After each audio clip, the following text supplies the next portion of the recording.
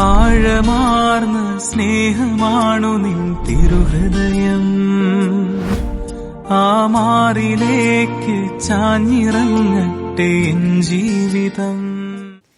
ഈശോയുടെ ദിവ്യകാരുണ്യ ഹൃദയത്തിന് സ്തുതി. ജൂൺ മാസം തിരുഹൃദയത്തിന് പ്രത്യേകമാവിധം പ്രതിഷ്ഠിതമായിരിക്കുന്ന മാസമാണല്ലോ.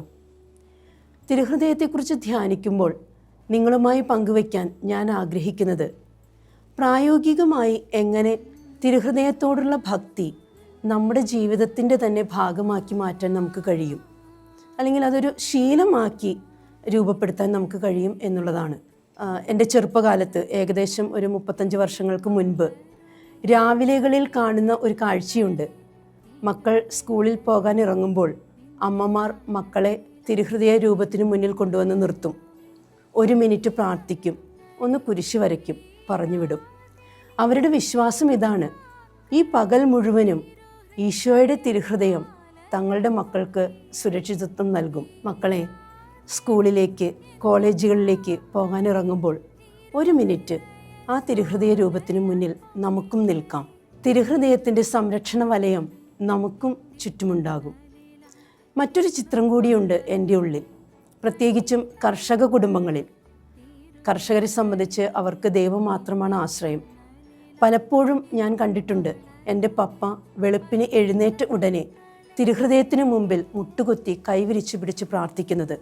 പ്രാർത്ഥന ഇതാണ്: മഴയ്ക്ക് മഴ, വെയിലിന് വെയിൽ തക്ക സമയത്ത് കിട്ടണം, കൃത്യസമയത്ത് പണികൾ നടക്കണം, നല്ല വിളവ് കിട്ടണം. അവർക്ക് ഉറപ്പായിരുന്നു, ഈശോയുടെ തിരുഹൃദയത്തിൽ ഭരമേൽപ്പിച്ച് അന്നത്തെ ജോലിവേലകൾ തുടങ്ങിയാൽ എല്ലാം ദൈവാനുഗ്രഹപ്രദമാകും, മണ്ണ് പൊന്നു വിളയിക്കും. മുതിർന്നവരോടുള്ള ഒരു അപേക്ഷ ഇതാണ്: ഓരോ ദിവസവും നമുക്ക് തിരുഹൃദയത്തിൽ നമ്മെ തന്നെ ഭരമേൽപ്പിച്ച് ആരംഭിക്കാം. അപ്പോൾ നമ്മുടെ ജീവിതം കുറച്ചുകൂടി സിമ്പിളാകും. തിരുഹൃദയത്തിൻ്റെ ഒരു കൃപാവലയം നമുക്ക് ചുറ്റും സൃഷ്ടിക്കപ്പെടും. ഞാനൊരു ആരാധനാ സന്യാസിനി സമൂഹാംഗമാണ്. ഞങ്ങളുടെ സഭാസ്ഥാപകനായ കുര്യാളശ്ശേരിയിൽ മാർ തോമാ മെത്രാൻ തികഞ്ഞ ഒരു ദിവ്യകാരുണ്യ ഭക്തൻ എന്നാണ് അറിയപ്പെടുന്നത്. അതേസമയം അദ്ദേഹം ഒരു തിരുഹൃദയ ഭക്തനും കൂടിയാണ്. ഏകദേശം 15ഓളം ഇടയലേഖനങ്ങൾ വന്യപിതാവ് തിരുഹൃദയ ഭക്തിയുടെ പ്രചാരത്തിനായി എഴുതിയിട്ടുണ്ട്. നിങ്ങൾ ശ്രദ്ധിച്ചിട്ടുണ്ടോ എന്നറിയില്ല, ഞങ്ങൾ ആരാധന സിസ്റ്റേഴ്സ് ഞങ്ങൾ തമ്മിൽ ഗ്രീറ്റ് ചെയ്യുമ്പോഴും മറ്റുള്ളവരെ ഗ്രീറ്റ് ചെയ്യുമ്പോഴും ഞങ്ങൾ പറയുന്നത് ഈശോ മിശിഹായ്ക്ക് സ്തുതിയായിരിക്കട്ടെ എന്നല്ല, ഈശോയുടെ ദിവ്യകാരുണ്യ ഹൃദയത്തിന് സ്തുതി എന്നാണ്. ഞങ്ങളുടെ സ്ഥാപക പിതാവ് നേരിട്ട് നിർദ്ദേശിച്ചു തന്നിട്ടുള്ളതാണ് ഇത്. ഈശോയുടെ തിരുഹൃദയത്തിലെ തുടിക്കുന്ന സ്നേഹത്തിൻ്റെ അംശം തന്നെയാണ് ഞാൻ കണ്ടുമുട്ടുന്നവരുടെ ഹൃദയത്തിലുള്ളത്. ആ സ്നേഹാഗ്നിയുടെ സാന്നിധ്യ അനുസ്മരണമാണ് അവിടെ നടക്കുന്നത്. പ്രിയമുള്ളവരെ, ഓരോ ദിനവും തിരുഹൃദയത്തിന് ഭരമേൽപ്പിച്ച് നമുക്ക് ആരംഭിക്കാം. നമ്മുടെ ഓരോ പ്രവർത്തനങ്ങളും ജോലിവേലകളും ഈശോയുടെ തിരുഹൃദയത്തിലേക്ക് സമർപ്പിക്കാം.